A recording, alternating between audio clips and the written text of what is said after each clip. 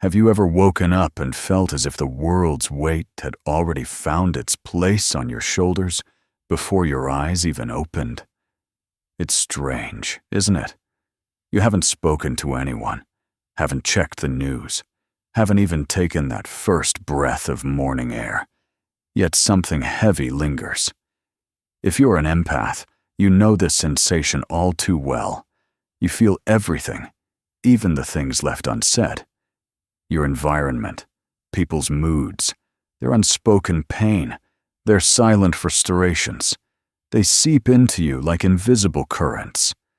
You move through the world like a finely tuned antenna, constantly receiving every signal, every vibration around you, until your own frequency begins to blur. We live in a culture that glorifies noise, constant alerts, loud opinions, unhealed trauma, and relentless speed. So, when you're the quiet one, the observer, the listener, the feeler, you can't help but wonder, am I the one doing it wrong? And soon, the guilt creeps in. The guilt of needing space, the guilt of saying no, the guilt of canceling plans, of drawing a boundary, of cutting ties with someone who drains you, even if that someone is a parent. The guilt that whispers, maybe it's me. Maybe I'm the problem. But what if the real problem isn't you at all? What if it's the system that convinced you to feel ashamed for protecting your peace? Carl Jung once said something powerful enough to change your entire outlook. The privilege of a lifetime is to become who you truly are. Yet here lies the paradox. Empaths spend years becoming what others expect them to be. Fixers, healers, listeners, emotional sponges for those who rarely, if ever, ask, "How are you, really?"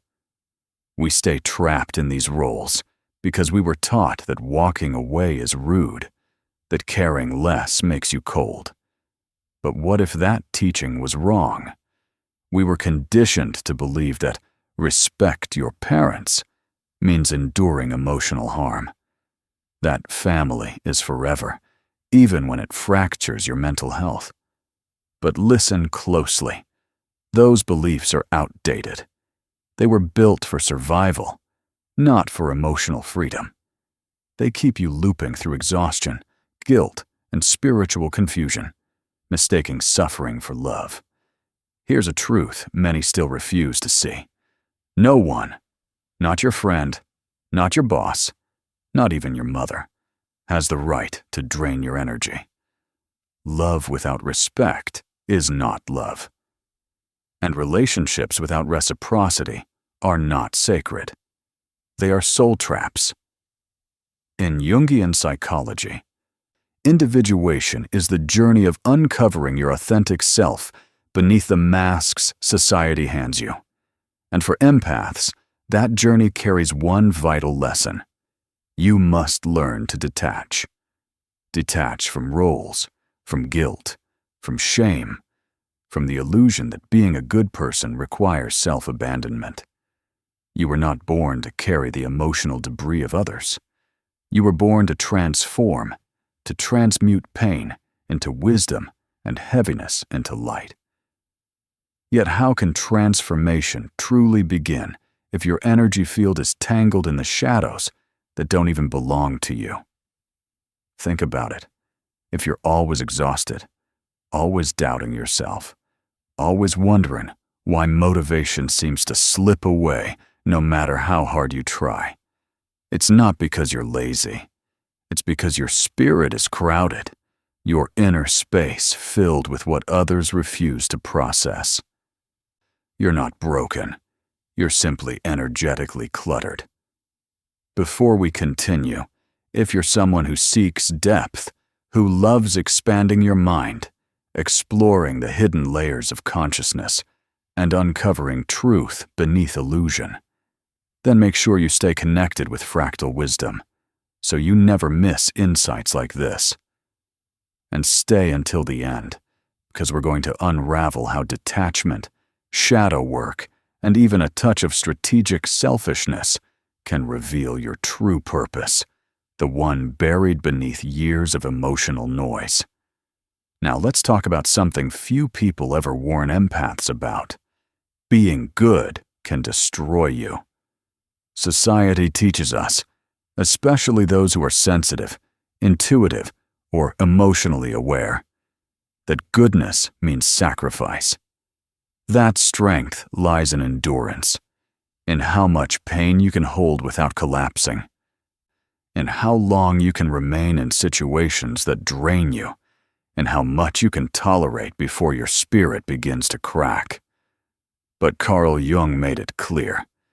When we deny our instincts, when we silence our truth, the shadow steps in and takes control. The shadow holds everything we repress, the anger you swallow, the grief you bury, the desire to walk away from those who misuse your kindness. And here's the secret many overlook. When you ignore your shadow, you don't rise above it. You merge with it unconsciously.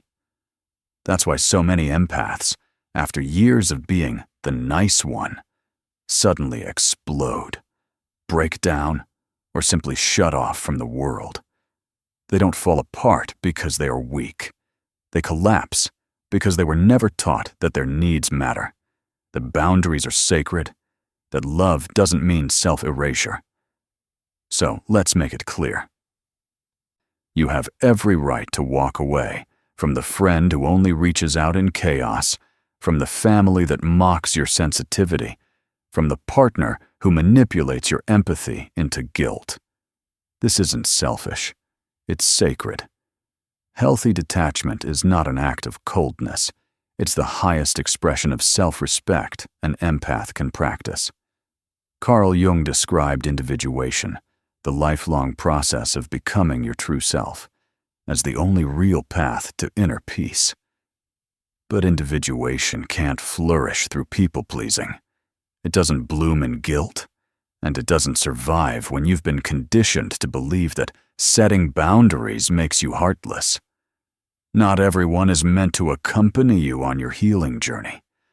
Some people were only meant to be chapters, not the whole book.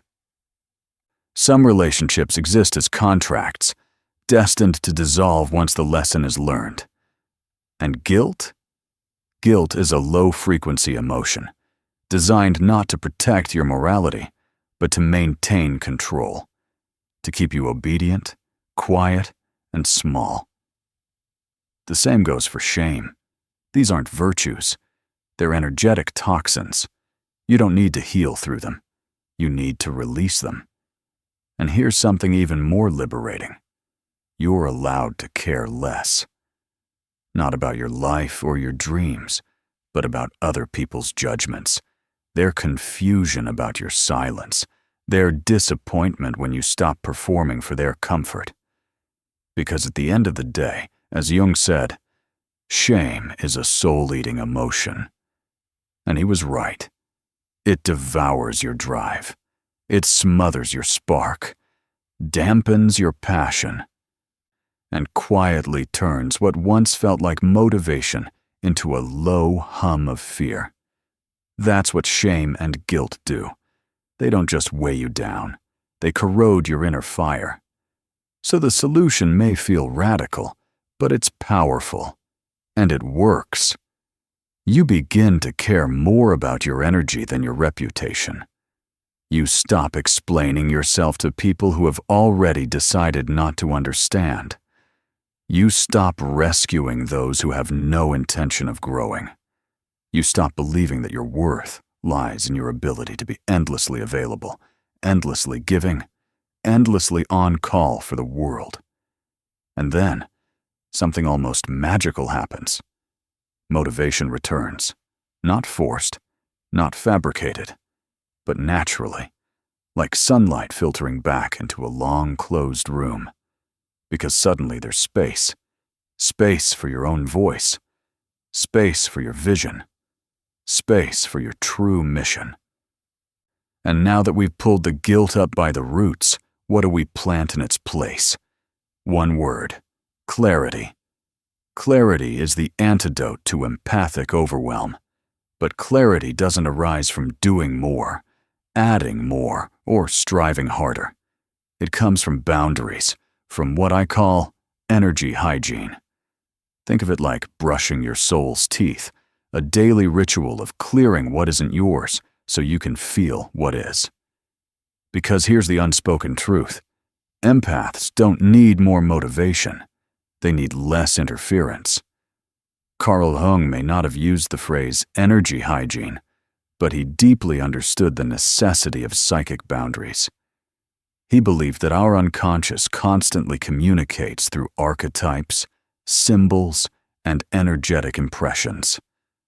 And if you're an empath, you live in that world every single day. But without intentional boundaries, you absorb what isn't yours, other people's fears, the collective anxiety of the world, even the lingering emotional residue of a toxic ex still sitting in your aura months later. That's not poetic, it's energetic law. Here's something not everyone realizes. Not all energy is sacred.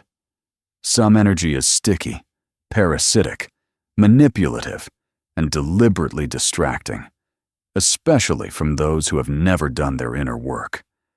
And if you're sensitive, open-hearted, and spiritually awake but unprotected, you become the perfect host. That's why clearing your space is not optional. It's essential. Take inventory. Is your phone acting as a portal for panic? Are your DMs becoming a dumping ground for other people's chaos? Is your apartment still cluttered with items from someone who hurt you? Things you've never had the courage to throw away? Do you share your bed with someone who secretly resents your glow? Every object, every conversation, every room carries a frequency. And frequency either lifts you or loops you. Jung taught that the unconscious is a vast reservoir of impressions, but you must descend into it with awareness. Empaths do this unconsciously all the time. They feel deeply, but often forget to pause and ask, is this mine? Here's a practical start. Burn the letter. Block the number. Clean your space with music and intention.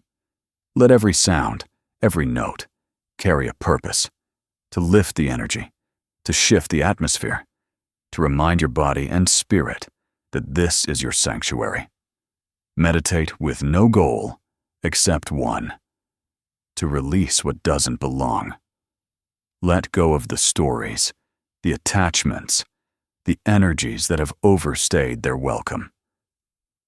And use this mantra like a quiet rebellion whispered into the air. If it drains me, it doesn't deserve me. And now comes the most radical act of all. Start saying no without explanation. Even to your mom, especially to the one who always says, "After all I've done for you." Empaths are often programmed to equate love with suffering, to believe that care means carrying, that kindness means compliance. That belief must end. Because if your light is real, and it is, then you are here to create, to build, to heal, to innovate, to share. All of that requires energy, focus, and an unapologetic kind of detachment. And no, this isn't cruelty, it's clarity. You are not being mean by protecting your mission, by guarding your peace, or by refusing to be drained. You're simply no longer volunteering to be someone's emotional landfill. So don't waste yourself trying to fix everyone. Instead, fix your frequency. The right people will align with you the moment you step out of survival mode, the moment you stop carrying the chaos of others as if it were your responsibility. You were never meant to be small, but the world taught you that kindness meant silence, that empathy meant constant availability, that spirituality meant endless self-sacrifice. That was programming, conditioning, a system built to keep you useful, compliant, soft-spoken, but never powerful. Because a powerful empath? That's rare, that's revolutionary, that's dangerous to the status quo, and that's exactly what you are becoming. Carl Jung's concept of individuation was never about fitting in. It was about integration, meeting your shadow, embracing your contradictions, owning your wholeness, becoming fully yourself instead of the version the world demanded. And here's the truth. That process isn't easy. It's uncomfortable, sometimes isolating, even disruptive to your old identity. But that discomfort is sacred. It's the sign of transformation. That's why, for you, the path to true motivation isn't hustle, it's healing. And the greatest healing of all is giving yourself permission to be selfish. Not in the cold, dismissive way, but in the soulful, rooted way that says, I choose me. The way that honors your boundaries, values your time, and declares, my needs matter too. When you stop overfunctioning, the noise fades, and your inner voice returns. Clear, strong, familiar. You start remembering your mission, your art, your path, your essence. That's where real motivation comes from. Not from force, deadlines, or guilt, but from alignment. You get clear, you get still, you get real. And suddenly, you stop leaking energy into other people's wounds. You stop explaining your healing. You stop apologizing for your glow. Because you realize something profound. No one has the right to dim you, not even those who claim to love you, especially not them. If that love comes wrapped in control, guilt, or obligation, it isn't love, it's manipulation disguised as devotion. It's okay to leave the dinner table if your soul isn't being fed. It's okay to crave a life that feels clean, light, intentional. It's okay to protect your space like it's sacred because it is. And here's the twist most people never see coming. When you finally become selfish enough to heal, when you finally reclaim your energy, the right people, the real ones, begin to find you. People who don't need to be fixed, people who are already walking their own path with awareness, who understand that growth is a personal journey, not a shared burden. People who love you in your power, not your pain, who see your light and celebrate it, instead of trying to dim it to match their comfort zone. So don't water yourself down just to be digestible. You weren't made to fit into small spaces. Let the full, unfiltered version of you be seen, even if it unsettles those who only knew your half-light. Let your focus return by detoxing from what was never truly yours. The guilt, the expectations, the borrowed emotions that once clouded your vision. Let your energy speak louder than your words, because energy never lies. It's the quiet language of truth, and when it's clear, it attracts what aligns and releases what doesn't. Because your mission as an empath is not, and never was, to save everyone. Your mission is to stay clear, stay sovereign, and become the lighthouse. And the lighthouse does not chase ships. It stands tall, steady, and powerful, anchored in purpose, unshaken by the storm. Some ships will find their way because of your light. Others will crash despite it, and that is not your responsibility. Yours is simply to shine, to radiate what is true. If this message felt like medicine for your soul, don't keep it to yourself. Share it. Let it ripple outward. Hit subscribe so you never miss a moment like this, and leave a comment below. Tell the world where you are on your journey, because speaking your truth is how it becomes real. Let's talk about what you're walking away from, and more importantly, what you're walking toward. This isn't just a channel, it's a sanctuary for deep feelers, for those who are finally choosing themselves quietly, bravely, and without apology.